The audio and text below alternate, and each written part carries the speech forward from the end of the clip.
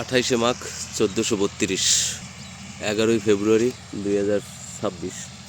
এখন 4:30-5টা বাজে। শীত অনেকটাই কমে গেছে, রোদের তাপ বাড়তেছে, কিন্তু কুয়াশা আছে, কুয়াশা দেখা যাইতেছে। যে কুয়াশার কারণেই সূর্যের দেখা ওই রকম পাওয়া যাইতেছে না।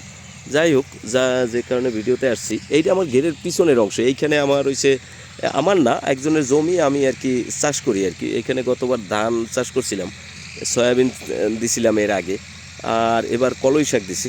কলই মোটামুটি হয়েছিল, কিন্তু আশেপাশের এই যে চিঙ্কুনাইদের ছাগল আর এই পাশে আর এক বাড়ির এদের কিছু ছাগলে খাওয়াইয়া দাইয়া মানে শেষ বানাই ফেলাইছে।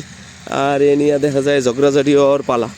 তো এই জন্য আমি এই যে কলই শাকের মায়া ত্যাগ করে দিছি।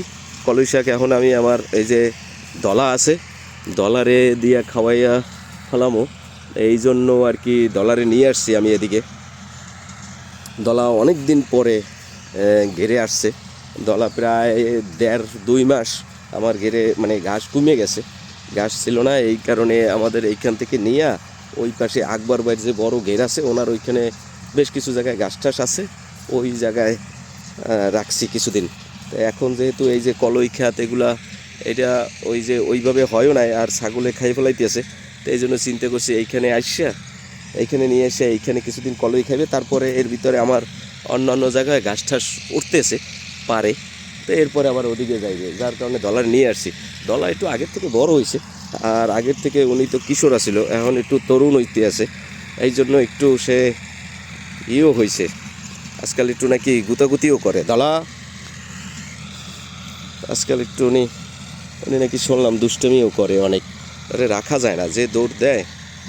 ডলার কৃমির ডেট 3 মাসের হয়ে গেছে, এই জন্যই দেখা যাইতেছে পেটটা একটু ভারী হয়ে গেছে।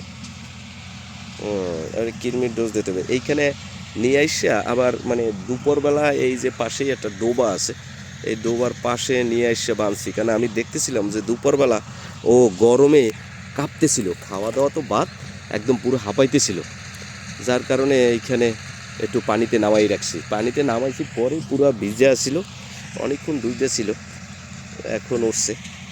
সম্ভবত গরমে ও যে এই যে এখনও কাঁপতেছে একটু, সম্ভবত গরমে দিনের বেলা ও খাওয়া দাওয়া খুবই কম করে।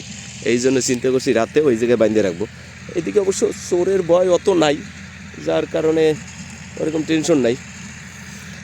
এই আর এইখানে এই যে কলই খাওয়াবো, ওই পাশে আর একটা ক্ষেত আছে, তারপরে পুকুরের পাড়ে ঘাস হইতে আছে, এগুলো খাওয়াই ঠেয়ে পালতেছি।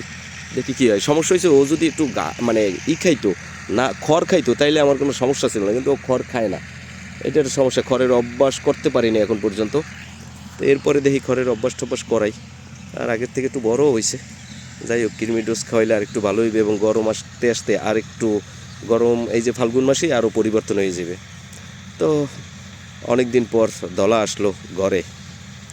এই পর্যন্তই, ধন্যবাদ।